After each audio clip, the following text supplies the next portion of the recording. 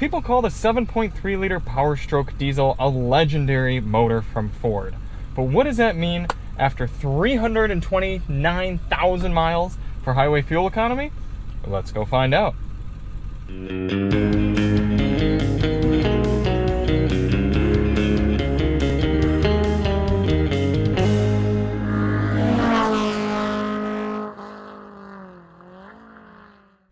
Hey everybody, it's Charlie from Daily Motor. Tonight we've got the real-world highway fuel economy test on this 1999 Ford F-350 Super Duty with a 7.3 liter Powerstroke diesel V8. In this test, we're going to head out on the highway and do 50 miles out and 50 miles back, averaging 70 miles per hour to get a realistic fuel economy number for this big old truck. Before we get started, let's hop out and take a look at it. This is actually my personal Ford F-350 Super Duty. Yes, sir. I've now owned a 6-liter Powerstroke, a 5.4 Triton, and now this 7.3. And this one is the nicest by far, if you've seen any of our older videos. Hopefully you all can hear me over this rumbling thing. It is a big beast. 1999, the first year for this motor. I am going to be doing a full DM review of the truck, so I'll throw the link in there when it comes up. I think this fuel test is going to come first, however.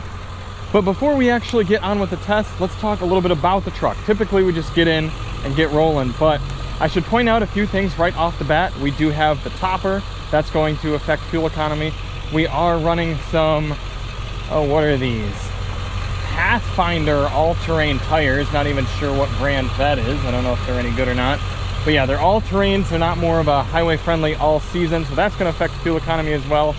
And I don't have the axle ratio off the top of my head. I'll throw it down here in the video right below if you're watching, because I actually have the original window sticker for this truck, so it'll tell me on there, but don't have it right now. Also, I should point out we've got a WeatherTech bug guard, so a lot of things potentially affecting fuel economy, but it's still going to be cool to get a number for this truck. So why do we do this test? Well, typically we say that the EPA's highway fuel economy test only averages 48 miles per hour, but for big heavy duty trucks like this, they don't even test them at the EPA. So it's up to independent reviewers like us to see what those numbers are. Now I will say this truck, according to its little readout here, has been getting 16.6 MPG. Diesels do tend to get quite a bit better fuel economy than gasoline trucks. I mean, this much is true and obvious, but I've seen as high as 20 MPG on the highway from this readout here, so I'm not super liable to believe it. So this test will be interesting to actually verify how accurate this is. So in order to test this out, we're going to head over to the fuel station here, fill up, go out and do 100 miles, come back, fill up at the same pump using the same 3-click fueling method, and get a result. A few things to note for today. Outside temperature is currently 81 degrees Fahrenheit. That'll go down a little bit. We have to run these tests in the evening in order to get smooth highway traffic. And since we don't have automatic climate control, we're going to run the climate on AC with the temperature right in the middle and fan speed 1. All right, let's hop out and fill her up. 13.316 gallons going in for our first fill. I think that's such a big tank. All right, before we start it up, we got our GPS reset there. We're going to reset the tripometer, which is very easy to do when it's analog. Climate set, GPS set. I think we are ready to go. Oh, we just have to reset our trip computer up here. Average miles per gallon. There we are. And we are ready to go.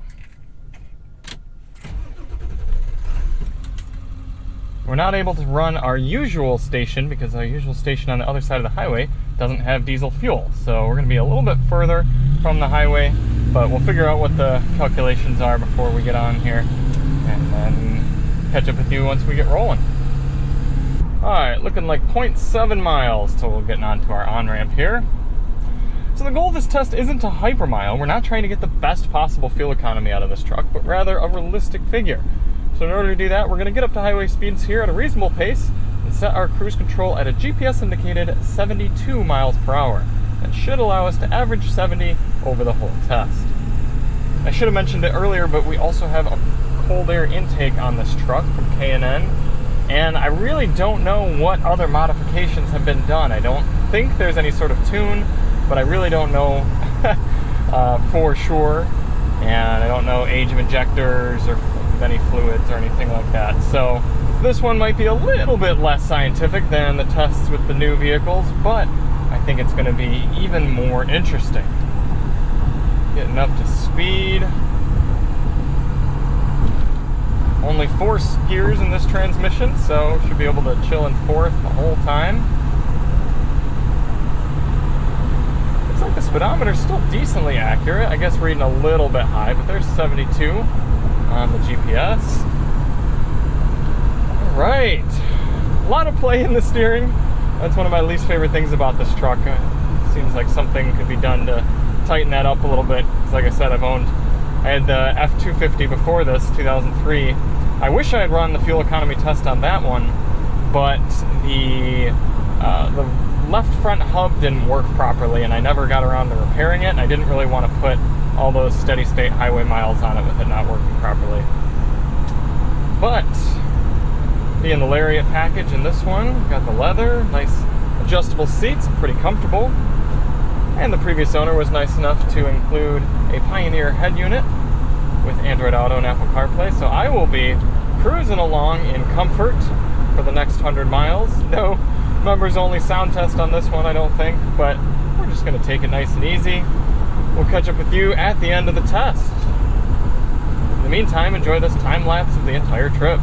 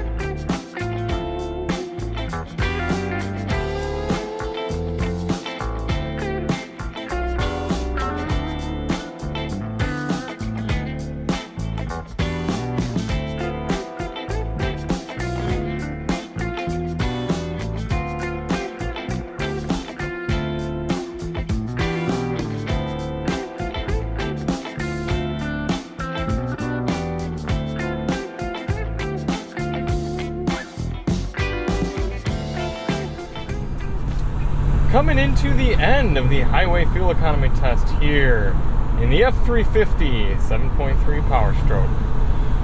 Well, it's loud.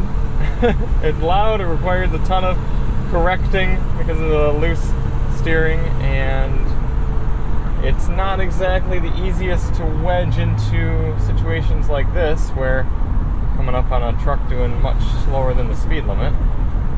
But we are getting just over 17 miles per gallon according to the vehicle's trip computer. Maybe a little bit lower than I was kind of secretly hoping we'd see, but those times that I've gotten up near 20 on the readout there, that was when I was cruising only about 65 miles per hour on the highway.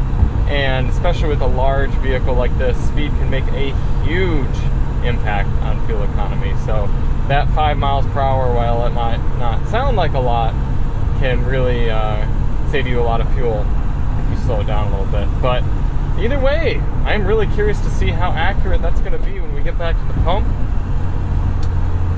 And still having to do a lot of concentrating as I'm driving around. We have had overall a pretty clean run though. Average just under 70 miles per hour, and that includes the slow speeds getting onto the highway and then turning around at the halfway point. This would be a more enjoyable highway cruiser if it were just a bit quieter. It's both engine and just general road noise as well. Not the most insulation, and these all-terrain tires are pretty loud as well. So let's get this back to the pump and see what our calculated numbers are. Our tripometer is still pretty darn accurate.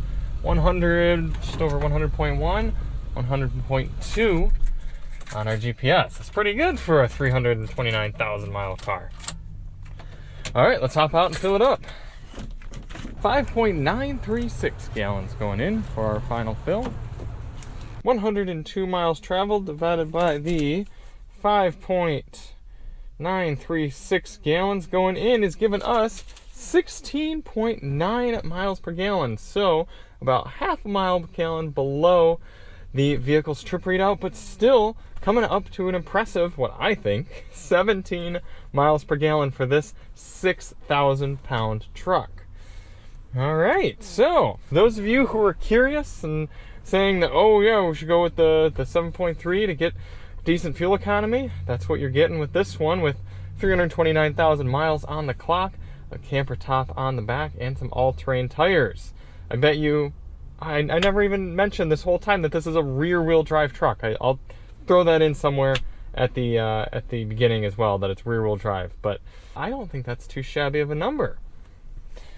Now, I'm getting some conflicting reports on fuel tank size in this. Everything I read says the extended cab short box like this should be a 29-gallon tank, but from the amount of fuel I've put in before, I really think we're rocking a 38-gallon tank, the extended one. I'll check the window sticker and try to get confirmation. Do I have the window sticker in here? I do. Okay, I couldn't remember if I had taken it out or not. So what do we have? Look at this. This is a 24-year-old document at this point. We've got the 3.73 ratio limited slip axle in the back, so there's our axle ratio, 3.73. I just figured out today while shooting the review that this truck actually has an aftermarket 42-gallon extended fuel tank on it. So that explains why I was confused and couldn't figure out the distance to empty and the fuel situation here. So that's it, 42 gallons here on the F-350. Well, either way, we'll do a quick calculation on both. $36,000 for this truck when it was new. Something like this now would probably be about $100,000. Shout out Drew, Ford, Volkswagen, Hyundai, and Isuzu. I love that. At 17 miles per gallon, if this is a 29-gallon tank, we're getting 490 miles cruising on the highway. And if this is the 38-gallon tank, we're looking at a stout 640 miles cruising along the highway here in this 7.3 Powerstroke. Cool. Well, I have been curious about that, so now I know if I want to cruise along at 70, I can expect about 17 MPG. But like I said, if you drop a few miles per hour, then you can get quite a good bit better fuel economy. And thank you so much for watching. If you want to see more on the truck, check the link in the description. We'll get this review video up soon, and we'll see you on the next one. I'm Charlie from Daily Motor, and as always, drive on.